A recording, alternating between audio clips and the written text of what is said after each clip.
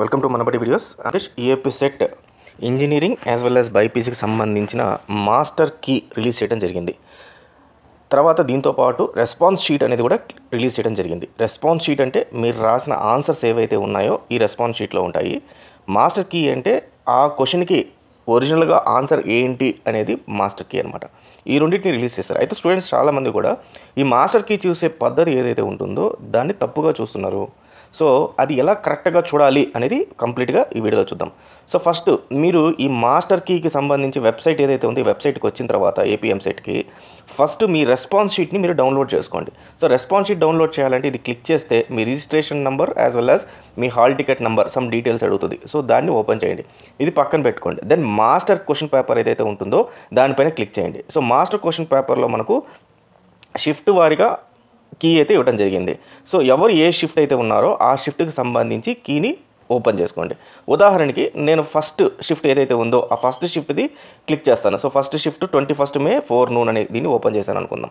So మీది open చేసుకోండి. Open చేసిన తర్వాత సో ఒక ట్యాబ్లో ఏమో మీది ఉంచండి మీ రెస్పాన్స్ షీట్ని, ఇంకొక ట్యాబ్లో ఏమో మాస్టర్ కీ ఉంచండి. ఇక్కడ గుర్తుపెట్టుకోవాల్సిన విషయం ఏంటంటే మనం ఎప్పుడైతే మాస్టర్ కీ చూసేటప్పుడు సీరియల్ నంబర్ ప్రకారంగా ఆన్సర్స్ చూడకూడదు. మనం చూడాల్సింది ఏంటంటే క్వశ్చన్ నంబర్ ప్రకారంగా చూడాలి.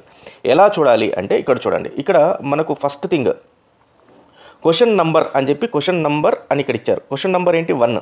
సో చాలామంది స్టూడెంట్స్ ఏం చేస్తారు జనరల్గా క్వశ్చన్ నెంబర్ ఏదైతే ఉందో సో నేను నా దానికి ఫస్ట్ క్వశ్చన్ ఇది, సో దానికి ఆన్సర్ ఇది అని చెప్పి చూస్తారు.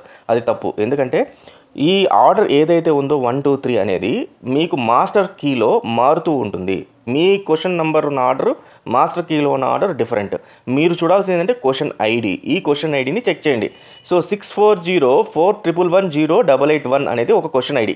దీనికి ఆన్సర్ ఏంటి అనేది చెక్ చేసుకోండి. దీనికి ఆన్సర్ కరెక్ట్ ఆన్సర్ వచ్చేసరికి 4th ఆన్సర్ కరెక్ట్. సో ఇప్పుడు ఈ క్వశ్చన్ ఐడి ఏదైతే ఉందో ఈ క్వశ్చన్ మీ దీంట్లో ఎక్కడుందో చెక్ చేసుకోండి. సో మీ దీంట్లో చెక్ చేసుకొని అప్పుడు దాని ఆన్సర్ మీరు పక్కన ఒక దాంట్లో ఒక పేపర్లో రాసుకోండి. సో క్వశ్చన్ నెంబర్ 1 ఏదైతే మీ దాంట్లో ఇచ్చారో ఆ క్వశ్చన్ నెంబర్ ఐడి తీసుకోండి, మాస్టర్ కీ ఓపెన్ చేయండి. మాస్టర్ కీలో ఆ క్వశ్చన్ ఐడి ఎక్కడుందో చెక్ చేయండి. చెక్ చేసి దానికి కరెక్ట్ ఆన్సర్ ఏంటి అనేది మీరు ఒక పేపర్లో రాసుకోండి. మీరు రాసిన ఆన్సర్ 3 అనుకోండి, 3 అని రాయండి. అక్కడ ఇచ్చిన ఆన్సర్ ఏదైతే 2 ఉందో 2 రాయండి. సో ఈ రకంగా మీరు ఒకసారి చెక్ చేయండి.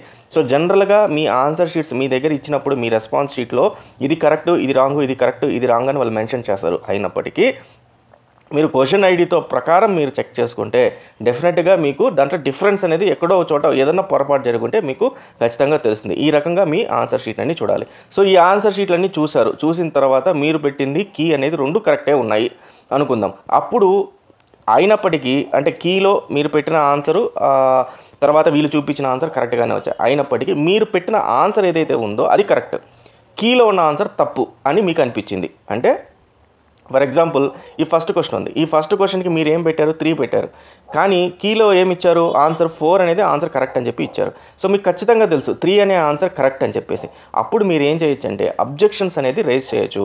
సో అబ్జెక్షన్స్ అనేది ఎక్కడ రేజ్ చేయాలి, మళ్ళీ వెబ్సైట్కి వెళ్ళండి. వెబ్సైట్కి వెళ్ళిన తర్వాత ఇక్కడ కీ అబ్జెక్షన్స్ అని చెప్పి ఒక ఆప్షన్ ఉంది.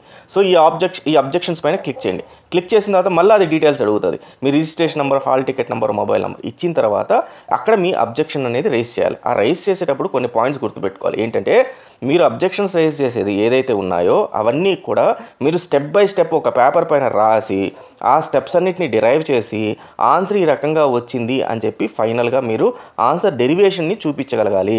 ఇలా చూపించగలిగితే అప్పుడు ఇది ఆ పేపర్ని మళ్ళీ ఫోటో తీసి అప్లోడ్ చేయాలి. అప్లోడ్ చేస్తే ఒక్కొక్క క్వశ్చన్కి వాళ్ళు ఛార్జ్ చేస్తారు.